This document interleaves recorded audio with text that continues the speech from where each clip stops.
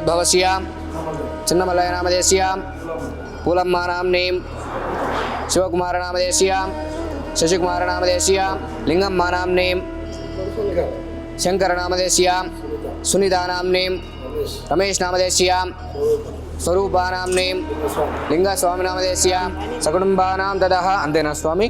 మమ అని నమస్కారం చేసుకోండి. సహా కుటుంబానాం క్షేమస్థైర్య ధైర్య వీర్య విజయారోగ్యేంద్రమానద కామముక్ష చతుర్విధ ఫల పురుషాత సిద్ధిరం శ్రవణ మహాపుంజలింగేశ్వర స్వామి సంపూర్ణ అనుగ్రహ.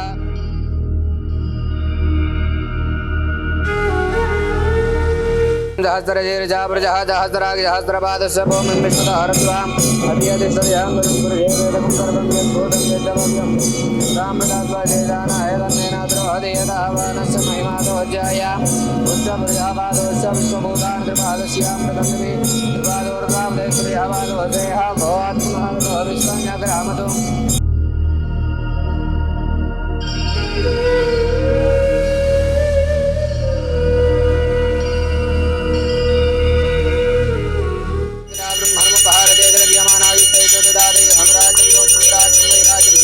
परमेशकुमराजं महाराजमाधिपत्यं श्रीपुण्यलिंगेश्वर स्वामी देवताभ्यो नमो नमः. ओम श्री पुण्यलिंगेश्वर स्वामिने नमः. अमृतेनामृताम्बुरें तस्मै ब्रह्मज ब्रह्माज आयुर्कीर्तिं प्रजां ददो भागदे येनैवैनं प्रणयते यावतिर्वै देवतास्तार्वा वेदविदे ब्राह्मणे वसन्ति. श्रीगुरुभ्यो नमः. हरि ओं. मां त्र्यम्बकमिजामहे सुगन्धिं पुष्टिवर्धनोर्वारुकमेव वन्दनान्योर्मुक्षीयमहामृतात्वा ओं भोर्भोष्टुहां दस्याविद्रोहिण्यं भर्गो देवस्य धीमहि धियो यो नः प्रचोदयात्. ओं तत्पुरुषाय विद्महे महादेवाय धीमहि तन्नो रुद्रः प्रचोदयात्.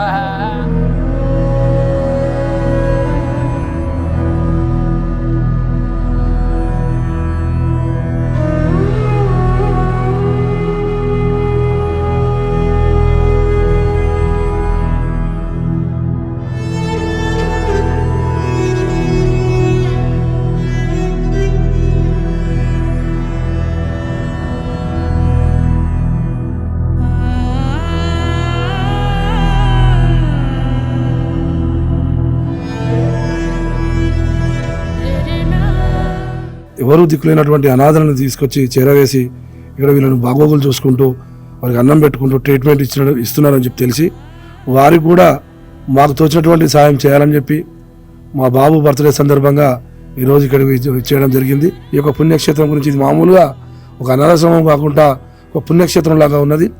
కన్నా తల్లిదండ్రులు కూడా చూడలేనటువంటి పరిస్థితులలో ఎవరికో పుట్టి ఎక్కడో ఉన్నటువంటి ఈ అనాథలను తీసుకొచ్చి చేరవేసి వీళ్ళని బాగోగులు చూసి కన్నపిల్లల్లాగా చూస్తున్నటువంటి వీరందరికీ కూడా పేరు పేరున అందరికీ పాదాభివందన తెలియజేస్తా ఉన్నాను.